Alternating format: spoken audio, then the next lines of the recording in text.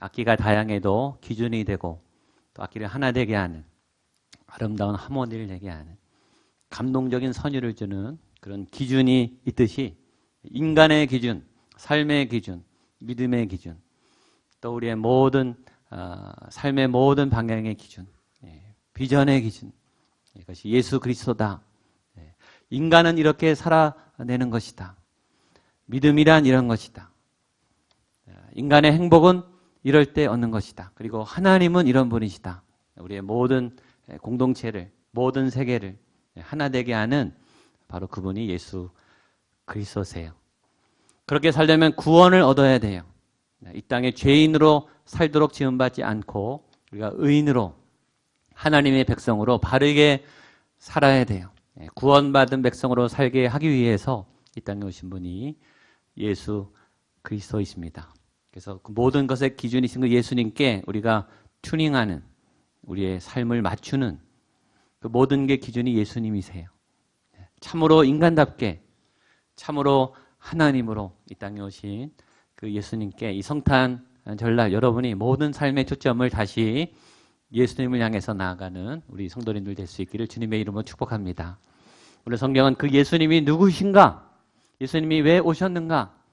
예수님은 어떤 배경을 안고 어떤 목적으로 이 땅에 오셨는가를 명쾌하게 설명하는 복음서 내용입니다. 먼저 성경은 그 예수님은 성령으로 잉태되셨다. 예수님의 탄생의 기원은 성령님이셨다라고 주장하고 있습니다. 마태복음 1장 18절 말씀을 우리 같이 한번 읽도록 하겠습니다. 마태복음 1장 18절입니다. 시작. 예수 그리스도의 나심은 이러하니라. 그의 어머니 마리아가 요셉과 약혼하고 동거하기 전에 성령으로, 분명히 성령으로 잉태가, 그냥 잉태가 아니라 성령으로 성령님을 통해 잉태가 되었음을 이야기하고 있습니다. 마태복음에만 있는 것이 아닙니다. 여러 군데 나오는데 누가복음에도 있습니다. 누가복음 1장 34절 35절 말씀 같이 보겠습니다. 시작. 마리아가 천사에게 말하되 나는 남자를 알지 못하니 천사가 대답하여 이르되 성령이 내게 임하시고 지극히 높으신 이의 능력이 너를 덮으시리니 이러므로 나실 바 거룩한 이는 하나님의 아들이라 일컬어지리라. 아멘. 왜 하나님은, 왜 성경은 예수님이 성령으로 탄생한 이 부분을 강조할까요? 중요하기 때문이겠죠. 한두 군데가 아니라 예언을 통해서, 여러 상황을 통해서 예수님의 잉태는 성령으로 말미암은 잉태였다라고 하는 성령님을 강조해요. 굉장히 중요한 이유가 있습니다. 성령님을 강조한 이유는 예수님이 메시아라고 하는 확실한 증거가 되기 때문이에요. 성경이 말하는 메시아의 증거는 두 가지입니다. 하나는 그 메시아는 참 인간이 되어야 하고, 두 번째 참 하나님이 되어야 돼요. 이것이 메시아의 유일한 조건입니다. 우리가 해석할 수 있는, 우리가 이해할 수 있는. 물론 예수님은 신비예요. 예수님이 왜 이 땅에 아기로 오셨는가? 신비예요. 예수님의 십자가는 무엇인가? 신비해요. 우리가 다 이해하지 못해요. 우리가 다 알지는 못하지만 믿음의 시각으로 해석을 하는 거죠. 성령님이 오신 이유는 예수님이 참 메시아로 오셔야 되기 때문이고, 참 메시아라고 하는 그분은 참 인간이면서 참 신이셔야 한다는 뜻입니다. 왜 예수님은 인간으로 오셔야 하는가? 인간이 죄를 졌기 때문이에요. 하나님은 죄를 짓지 않았어요. 하나님이 만들지 않았습니까? 아니에요. 하나님은 인간에게 자유의지를 주었어요. 그리고 책임과 권한과 능력도 줬어요. 선택하고 책임지도록 모든 권한을 줬어요. 책임은 인간에게 있습니다. 그러니까 신이 그 짐을 질 이유는 없어요. 사실은 인간의 몫은 인간 스스로 해결해야 돼요. 그런데 죄인은 죄를 이길 수가 없죠. 내가 이미 죄에 오염됐는데, 내가 지금 죄에 묶여 있는데 어떻게 내가 죄를 이깁니까? 죄 없는 참 인간이 메시아가 돼야 되는 거예요. 아직 죄에 오염되지 않은, 죄의 영향력이 없는, 그래서 성령의 능력, 죄를 이기는 성령의 능력이 마리아의 죄성을 다 태우고 씨앗이 되어서 죄가 없는 인간의 아기의 모습으로 태초의 죄 직전의 아담의 그런 순수한, 순결한, 깨끗한 모습으로 오시는 인간이어야 했기 때문입니다. 두 번째, 그러면서 메시아는 참 하나님이셔야 돼요. 참 신이셔야 됩니다. 왜냐하면 인간 안에는 죄를 이길 능력이 없기 때문이에요. 아담이 무너졌습니다. 하와가 무너졌어요. 인간 안에는 죄를 이길 능력이 없어요. 죄는 아직 안 짓고 있지만 죄에 오염될 가능성이 있는, 죄를 질 수 있는, 깨끗하지만 오염이 가능한 그런 인간을 구원할 수가 없어요. 죄에 대해서 이길 수 있는 하나님, 죄를 능가할 수 있는 강력한 능력이 있는 그 존재가 하나님이셔야 되는 거죠. 두 번째, 그 메시아는 이때까지 지은 인간의 모든 죄를 다 갚아야 될 의무가 있는 거예요. 이게 하나님의 공이죠. 근데 인간이 얼마나 더러워졌는지 내 죄로 인해서 송아지를 죽이고 염소를 죽이고 양을 잡아도 내 죄가 씻어지지 않을 만큼 우리가 매일 더러운 죄를 반복해서 져요. 심지어 내가 죽어도 내 죄값을 보상하지 못할 만큼 우리의 죄는 커져버렸어요. 그러니까 어마어마한 큰 가치의 대상을 찾아야 되는데 하나님이 찾다가 하나님 자신을 찾은 거죠. 모든 인류의 수천만 년 동안 지었던 그 많은 어마어마한 죄를 다 짊어질 가치가 있는 그런 가치 있는 존재가 하나님이셨어요.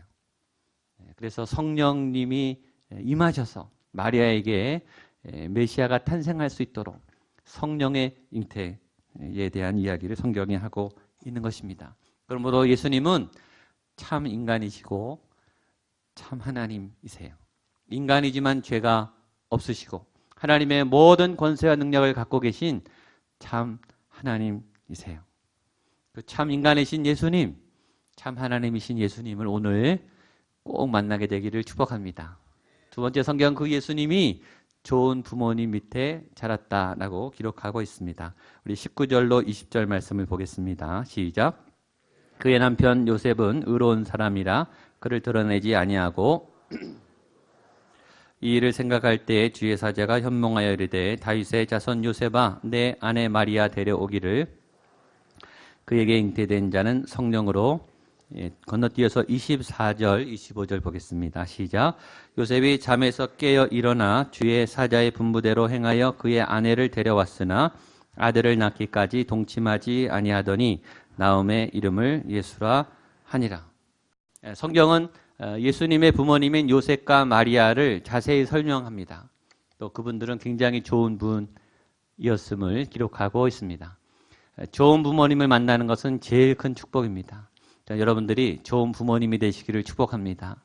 좋은 부모님 밑에 좋은 자녀들이 자랄 수 있도록 또 우리가 만나는 부모님들이 정말 믿음이 좋은 성품이 좋은 부모님이 될 수 있도록 하나님이 인도해 주시면 좋겠습니다. 요셉은 부자는 아니었습니다. 가난했던 것 같습니다. 능력이 막 출중하지 않았어요. 사업 수완이 뛰어난 것 같지는 않아요. 공부를 많이 한 것 같지도 않아요.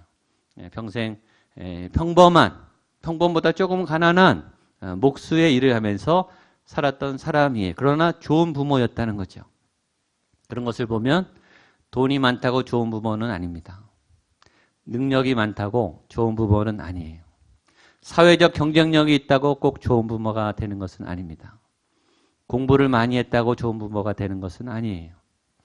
요셉은 가난했으나 좋은 부모입니다. 영적으로나 성품적으로 요셉은 굉장히 좋은 아버지였습니다. 성경은 요셉을 이렇게 표현합니다. 그의 남편 요셉은 의로운 사람이다. 성경은 함부로 의롭다고 말하지 않아요. 하나님의 기준은 굉장히 높아요. 성경이 말한 의로움은 도덕적인 세상의 의로움이 아니에요. 선행을 잘하는 의로움이 아니라 성경에서 의인은 하나님을 잘 따라가는 사람이 의로운 사람이에요. 그러니까 요셉은 하나님의 뜻을 알고 하나님의 뜻이 뭔지를 분별할 수 있고 그 뜻에 순종하는 하나님을 따라가는 사람이에요. 이것이 하나님의 기준입니다. 저는 여러분들이 의로운 아버지가 되시기를 축복합니다. 하나님을 따라가셔야 돼요. 그게 선한 거예요. 하나님의 뜻에 순종하는 거예요. 그게 의로운 아버지의 첫 번째 요건입니다. 제일 중요한 요건입니다. 두 번째, 요셉은 마리아가 자기가 사랑하는 여인이 자기와 관계를 하지 않았는데 잠을 자지 않았는데 임신했다는 사실을 알았어요. 이거는 애인에게 있어서 가장 치욕적인, 가장 분노할 배신이에요. 인간이 제일 참기 힘든 게 사랑하는 사람의 배신이에요. 믿었던 사람의 배신. 정체를 알 수 없는 임신이 생겼어요. 근데 요셉은 그 여인을 다치게 하지 않았어요. 그 여인을 욕하지 않았어요. 그 여인과 조용히 관계를 정리하고 싶었어요. 타인에 대한 배려를 할 줄 아는, 내 이기심에 내 분노에 상대방을 들었다 놨다 하지 않는, 상대방의 고통과 아픔을 덮어줄 수 있는 굉장히 인격적인, 이 정도면 굉장히 인격이 성숙한 사람이죠. 근데 하나님이 더 요구하세요. 그 여자를 데려다가 살리는 거예요. 내 아이가 아닌데, 내 아이를 임신하지 않은 다른 누군가의 아이를 임신한 그 여인을 데려다가 같이 살리는 거예요. 이건 더 못할 일이지 않습니까? 지금 이 일도 화가 나는데 어떻게 그 아이의 여자와 그 아이를 데려와서 같이 삽니까? 근데 요셉은 순종해요. 그래서 의로운 거예요. 왜 순종하는가? 하나님이 하라 그랬으니까 하는 거예요. 그게 순종이죠. 또 하나 25절에 있죠. 아들을 낳기까지 동침하지 아니하더니. 요셉은 젊은 남성입니다. 젊은 남성이 제일 못하는 게요, 정욕을 참는 거예요. 남성들은 알아요. 이 욕구는 감당할 수 없을 만큼 강합니다. 충동적이에요. 남성에게 성욕의 자극은 정말 극복하기 어려운 거예요. 요셉은 그 아내와 동침하지 않습니다. 본인의 성욕대로 아내를 그렇게 성욕으로, 충동으로 하지 않아요. 이건 굉장한 겁니다. 이건 보통 사람은 할 수 없어요. 남성들은 다 알아요. 참 신기한 것은 구약의 요셉도, 야곱의 아들 요셉도 보디발의 아내의 미혹을 이겨요. 그렇죠? 신약의 이 요셉도 이 성적인 이런 욕구를 잘 참아내요. 참 재밌습니다. 요셉이라고 하는 이름에 그런 능력이 있는지 모르겠어요. 이게 영성이에요, 여러분. 네. 육체의 정욕을 이길 힘은 믿음의 능력이에요. 네. 제어가 안 됩니다. 그러나 요셉은 이것을 잘 다스릴 줄 아는, 잘 참았던 그런 아버지였습니다. 다음으로 성경은 어머니를 소개합니다. 어머니 역시 좋은 엄마였습니다. 누가복음 1장 34절로 38절입니다. 시작. 마리아가 천사에게 말하되 나는 남자를 알지 못하니 천사가 대답하여 이르되 성령이 내게 임하시고 지극히 높으신 이의 능력이 너를 덮으시리니 이러므로 나실 바 거룩한 이는 하나님의 아들이라 일컬어지리라. 보라 내 친족 엘리사벳도 늙어서 본래 임신하지 못한다고 알려진 이가 이미 6달이 되었으니 대저 하나님의 마리아가 이르되 주의 여정이오니 말씀대로 내게 이루어지다음에 천사가 떠나가리라. 네, 오늘 이 마리아의 본을 따라 우리 어머니들이 좋은 어머니들이 되기를 축복합니다. 먼저 마리아는 어떤 여인이었냐면 35절에 나오죠. 성령님이 내게 임하시고. 마리아는 성령님이 임한 여인이었어요. 이게 왜 중요할까요? 성령님이요, 아무에게나 임하는 게 아니에요. 성령님은요, 깨끗한 사람에게 임합니다. 지저분한 사람에게는 임하지 않아요. 더러운 사람에게 임하지 않아요. 마리아의 삶이 정결했고 정숙했고 깨끗한 그릇이었기 때문에 하나님이 선택한 거예요. 예수님의 어머니 마리아는 아무나 시키지 않아요. 깨끗한 여인, 행실이 바른 여인, 그 영이 정말 순수한, 성령님이 임하셔도 괜찮은 그런 여인이죠. 거기다 하나님의 능력이 덮었다고 했습니다. 하나님이 인도하는, 하나님을 따라가는 믿음의 여인이었다는 뜻입니다. 이 여인이 기도하면서 하나님의 자취를 따라가면서 말씀을 따라가면서 하나님의 은혜를 따라갔던 하나님의 능력이 있는 어머니가 되어가고 있었습니다. 저는 우리 어머니들이 그런 어머니들이 되시기를 축복합니다.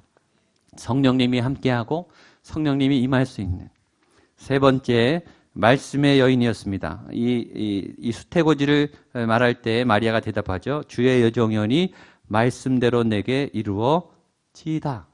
하나님 그 말씀이 내 삶에 이루어질 것을 내가 믿습니다. 하나님 말씀하시면 내가 따라가겠습니다. 말씀대로 순종하겠습니다. 말씀을 붙잡은 여인이에요. 말씀에 순종한 여인이에요. 말씀을 말씀으로 믿은 여인이에요. 이런 어머니와 이런 아버지 밑에 예수님이 탄생하고 자랐다. 성경은 이야기합니다. 세 번째 예수님은 구원자입니다. 예수의 이름은 구원의 이름이라고 말합니다. 21절 말씀 같이 보겠습니다. 시작. 이름을 예수라 하라. 이는 그가 자기 백성을 그들의 죄에서 구원할, 중요하니까 한 번 더 읽겠습니다. 시작. 아들을 낳으리니 이름을 예수라 하라. 이는 그가 자기 백성을 그들의 죄에서 아멘. 우리 백투베이직에서 했습니다. 구원을 알기 위해서는 죄를 아셔야 돼요. 왜냐하면 구원이란 죄를 이기는 능력이기 때문에 죄를 알아야 구원의 가치를 알아요. 죄인의 특징, 죄의 첫 번째 특징은 자기 중심으로 되는 거예요. 이기적이 되는 거예요. 죄가 많은 사람의 특징은 이기적이 돼요. 시야가 나를 생각해요. 세계가 나 중심으로 돌아가야 된다고 생각해요. 그리고 착각하는 거죠. 모든 세계 중심에 자기가 앉아 있는 것입니다. 죄인의 특징이에요. 나밖에 몰라요. 모든 것이 내가 옳다고 확실해요. 내가 판단한 것이, 내가 경험한 것이 맞다고 생각해요. 근데 이런 오류가 믿음의 사람들 안에 배어 있어요. 내가 예수님을 믿고 교회에 나오고 출석하고 봉사하는데 나 중심으로 믿는 분들이 의외로 많아요. 왜냐하면 우리가 하나님을 막 골라요. 교회를 골라요. 목회자를 막 골라요. 예배를 골라요. 내가 고른다고요. 내가 하나님을 고르고 믿음을 고르고 신앙의 칼날을 내가 골라요. 사역을 골라요. 물론 기도하죠. 기도하는데 기도하고 결정했다고 하는데 보면은 하나님의 뜻대로 기도하지 않았어요. 거기에 우리가 속아요. 기도는 다 하시죠. 기도하는데 결정하고 기도해요. 나의 원대로 기도합니다. 나의 원대로 안 되면 하나님의 뜻이 아닌 거예요. 우리는 그런 강한 방어막을 가지고 있습니다. 교회가 본인의 생각대로 안 되면 막 화를 내요. 목회자들이 자신의 방향대로 안 나가면 막 화가 나요. 이런 분들은 사랑도, 사랑관계도 자기 위주로 해요. 자기 마음대로 사랑해요. 자기가 주고 싶은 대로 사랑해요. 사랑은 상대방을 위하는 게 사랑이에요. 사랑은 상대방이 원하는 것을, 필요한 것을 해주는 것이 사랑이에요. 근데 사랑도 이기적으로 하는 거죠.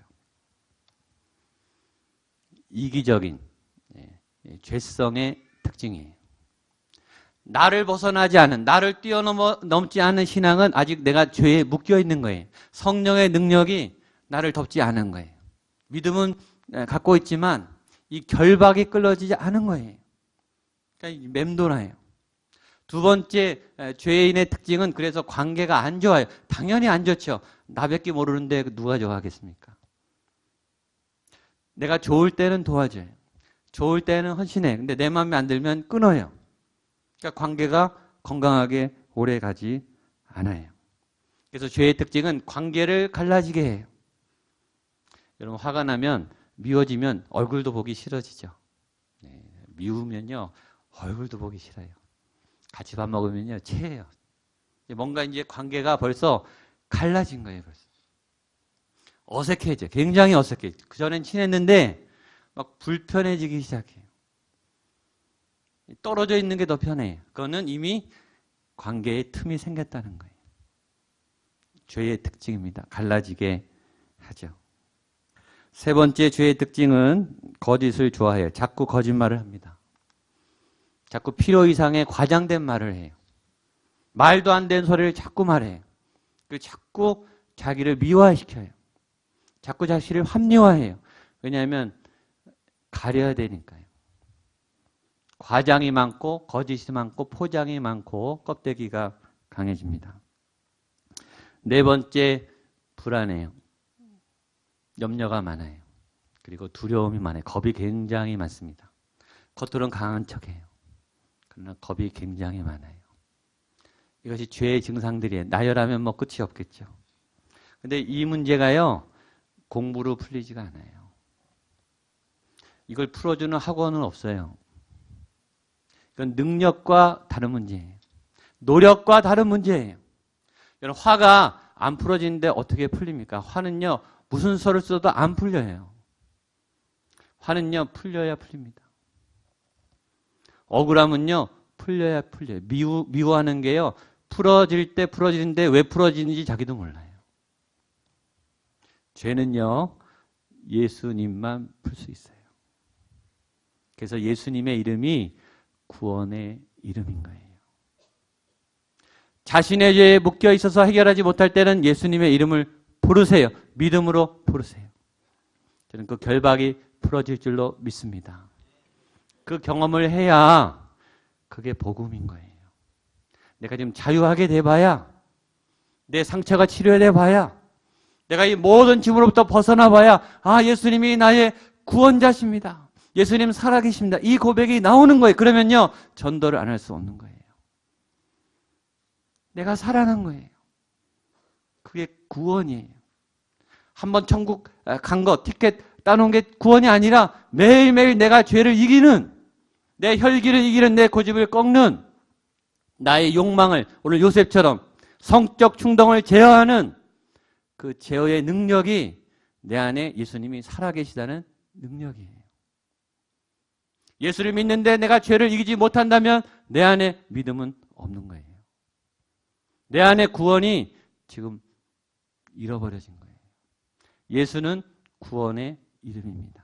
저는 오늘 여러분들이 모두가 구원받게 되기를 축복합니다. 그래서 성탄절날 제일 큰 혜택은 여러분의 죄가 오늘 끊어지는 거예요. 여러분의 상처와 여러분의 질병이 오늘 예배할 때 예수의 이름으로 끊어지기를 축복합니다. 그게 가장 큰 예수님이 오신 이유의 목적이에요. 우리의 상함을, 우리의 아픔을 해결해 주기 위해 오셨죠. 마지막 예수님은 임마누엘로 오셨다고 오늘 성경은 기록합니다. 마지막 23절 같이 보겠습니다. 시작. 보라, 처녀가 잉태하여 아들을 낳을 것이요 그의 이름은 임마누엘이라 하리라 하셨으니 이를 번역한 즉 하나님이 우리와 함께 계시다 함이라. 아멘. 예수님은 왜 오셨는가? 함께하기 위함입니다. 오늘 새벽에 설교했어요. 예수님이 왜 아기로 오셨을까요? 제가 7가지 해석을 했어요. 그 중에 마지막 예수님이 아기로 오신 중요한 이유 중에 하나는 친밀감 때문이에요. 다시 말하면 접근성 때문이에요. 아기는요, 누구든지 다가갈 수 있어요. 대통령은요, 못 만납니다. 애걸복걸해도 못 만나요. 권세자들은 만나기 어려워요. 유명인들은 못 만나요. 근데 아기는요, 아무 때나 만날 수 있어요. 또 아기를 만날 때 긴장하는 분 보셨습니까? 아기는요, 우리의 무장을 해제시켜요. 편안하게 만나요. 아기가 웃을 때 보면요, 미소가 저절로 져요. 예수님은 그렇게 개방적으로 오신 거예요. 누구나 다 만날 수 있는, 누구나 다 가까이 다가갈 수 있는, 누구나 안아줄 수 있는, 누구나 친해질 수 있는, 함께 할 수 있는 그런 분으로 오셨다는 거. 함께라는 말이 얼마나 좋은 말입니까? 세상에는 외로운 분이 굉장히 많아요. 여기서 외롭다는 말은 가족이 없다는 말이 아니에요. 제일 비참한 분은 가족이 있는데 외로운 분이에요. 만날 사람이 있는 분인데 외로운 분이에요. 그런 분들은요, 약속을 많이 잡아요. 안 외로우려고. 만남도 많고 모임도 많고 밥 먹을 사람도 많고 주변에 아는 사람도 많은데 외로워요. 제일 불쌍한 사람이에요. 외로운 사람들은요, 첫 번째 불쌍하고요, 두 번째는요, 위험한 사람들이에요. 혼자 있을 때 편해서 좋지만 아프면 위험해요. 도움을 줄 사람이 없어요.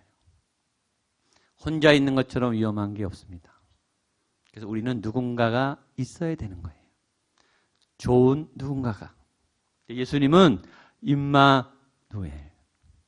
다 버려도, 다 너를 몰라줘도 나는 네 옆에 있을게.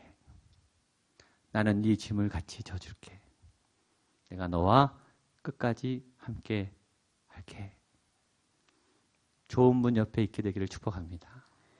그분이 예수 그리스도세요. 그래서 아기로, 사람으로 여러분과 함께 하기 위해서 오셨습니다. 오늘 그 아기 예수님을 꼭 만나시는 복된 성탄절 되시기를 축복합니다. 기도하겠습니다. 하나님 감사합니다. 예수님 사랑합니다. 아기로 와주신 것이 얼마나 감사한지요. 긴장하지 않고 두려워하지 않고 편하게 쉽게 그리고 하나님과 따뜻한 사랑을 나눌 수 있도록 그렇게 아기로 오신 것이 얼마나 감사한지요. 그 어깨에 메인 모든 정사와 권세, 내 무거운 모든 짐들을 주 앞에 던져놓습니다. 예수님, 오늘 나의 구원자로 오시옵소서. 내 삶의 무거운 짐들을 풀어주는, 내 삶에 얽힌 무서운 결박들을 잘라내는, 내 안에 견고한 가시와 엉겅퀴들과 견고한 갑옷 덩어리들을 부숴내는, 박살내는 내 모든 어둠과 죽음의 짐들을 다 치료하시고 끊어내는 나의 구원자, 나의 그리스도로 오늘 내게 오시옵소서. 예수님의 이름으로 기도하옵나이다.